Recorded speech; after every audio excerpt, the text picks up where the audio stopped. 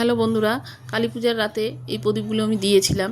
সেগুলো আমি ফেলে না দিয়ে ভাবলাম এগুলোকে নিয়ে দেখি কিছু করা যায় কি না। তাই নিয়ে আসলাম ঘরে নিয়ে এসে এগুলো করে ভালো করে ধুয়ে মুছে নিয়ে এগুলোর উপর ফেব্রিক দিয়ে দেখি কিছু করা যায় কি না।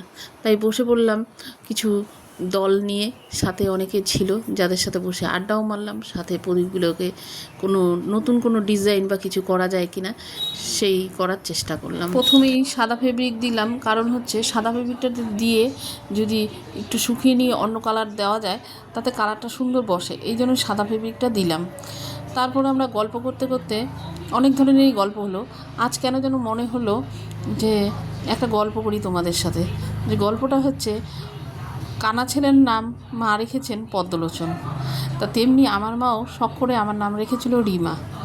তা রিমা নামটা আমার কেন যেন আজকে মনে হলো রিমা নামটা সার্চ করে দেখি তো রিমা নামের মানে কি। গুগলে যা দেখালো তাতে নিজের নামটা দেখে নিজেকে খুব খুশি মনে হলো যে না, সত্যি তাই, রিমা নামের মানে এই রকম।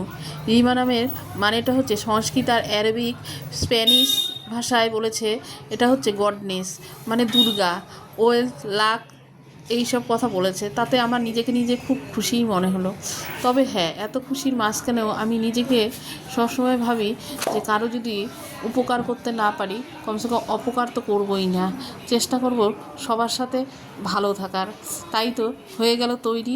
এই গল্প করতে করতে তোমাদের জন্য সুন্দর সুন্দর ডিজাইনের প্রদীপগুলো তৈরি করে ফেলেছি। দেখো, যদি ভালো লাগে কারো তাহলে আমাকে বলো, জানিও। হ্যাঁ।